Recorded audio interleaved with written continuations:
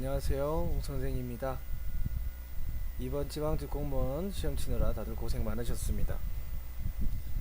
이번 시험은 기존 시험보다도 한 달가량 빨라졌고 갑자기 추워진 날씨 때문에 여러모로 어려움이 많은 시험이었습니다. 다들 시험 치느라 고생 많으셨습니다.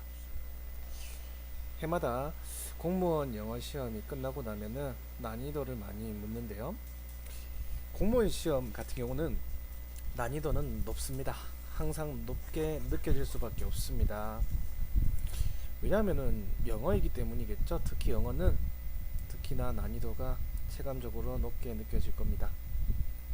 그래서 학생들이 시험 치고 나서 많이 힘들어하는 경우는 강사들이 난이도가 쉽다거나 이런 얘기를 할 때가 좀 더 괴로워지는 경우도 많습니다.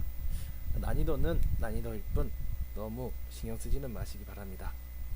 이번 시험에서는 어휘, 문법, 생활 영어에서는 기존의 기출 문제와 포인트를 벗어나지 않는 병이한 난이도의 시험이었습니다. 독해의 경우 까다로운 난이도의 문제가 두세 문제 정도 출제되었고 지문의 길이가 좀 길었는 것도 좀 있었죠. 계속 지문 길이가 길어지는 추세인 것 같으니 이 점을 유의하셔서 준비하셔야 될 것 같습니다. 지문의 내용이 어려운 점을 보면은 국가직 9급 시험보다는 난이도가 높았다고 생각이 듭니다. 시험장에서 체감 난이도는 특히 높았을 수 있습니다. 공무원 영어 독해에서는 지문의 내용 자체가 어려워서 잘 풀어내지 못하는 학생들이 많은데요. 공무원 영어 독해의 경우 원래부터 제대로 된 완벽한 해석은 어려운 걸 생각해 주시고 정답에 대한 근거를 제대로 찾는 훈련을 하셔야겠습니다. 이번 시험 또한 정답에 대한 근거는 명확하였기에 그런 면에서는 엄청난 난이도는 아니었다는 평가입니다. 그렇기 때문에 수험생 사이의 체감 난이도는 더 클 것으로 예상되고 성적 또한 편차가 클 것으로 분석됩니다. 저에게 찾아오는 학생들이 대부분 공무원 영어에서는 이런 어려움을 호소하고 있어요. 추상적인 내용과 긴 지문 길이로 인해서 어려워지고 있는 최근 출제 경향을 극복하기 위한 훈련을 해주셔야겠습니다. 이를 위해서는 정확한 해석도 중요하지만 정답 단서를 찾아내는 훈련이 특히 필요하겠습니다. 2018년 5월 19일 지방직 공무원 9급 영어별 출제 문항수에 대해서 분석해 보겠습니다. 먼저 생활 영어 부분에서는 두 문항이 출제되었습니다. 그리고 어법 2개, 영작 2개. 어휘 부분에서는 이번에도 4개가 출제되었습니다. 계속 기존의 틀이 깨어지지 않고 출제되고 있는 추세입니다. 독해도 10문제가 출제되었는데요. 빈칸 문제 2문제, 그리고 순서 하나, 문장 삽입 하나. 학생들이 빈칸 문제와 문장 삽입과 순서 문제를 어려워하는데 4문제나 출제가 되었습니다. 공무원 영어에서 고득점을 받기 위해서는 반드시 이 4문제를 극복하셔야겠습니다. 그리고 이번에는 심경 문제가 한 문제 출제되었는데요. 이 문제는 수능형과 가까운 법원직 그리고 교행직 유형인데 이번에는 지방직 유형에서 출제되었습니다. 저도 이번 시험을 대비하면서 혹시나 하는 마음에 학생들에게 심경 문제도 풀게 했는데 이번에 출제가 되었습니다.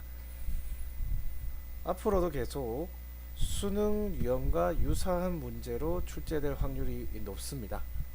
그러니까 거기에 맞게 공부를 해주셨으면 좋겠습니다.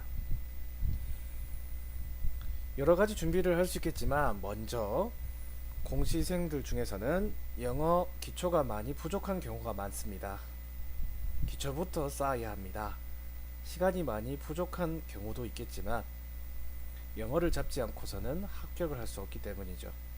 그렇기 때문에 초보자의 경우는 일단 중고등학교 수준의 단어부터 먼저 익히신 다음 그리고 좀 더 어려운 수준의 단어 공부를 해주셔야겠습니다. 제가 좀 추천하고 싶은 단어 교재로는 보카바이블입니다. 현재 7년 동안 보카바이블 3.0이 개정 없이 출판되고 있는데요. 이제 조만간 보카바이블 4.0이 새로 출시된다고 합니다. 학생들이 보카바이블 하면은 너무 싫어하는 경우가 많은데요. 이번에도 복합화합의 경우는 거의 100% 출제 문제와 일치했습니다. 어찌 보면 당연하겠죠. 그렇게 내용이 많으니까요.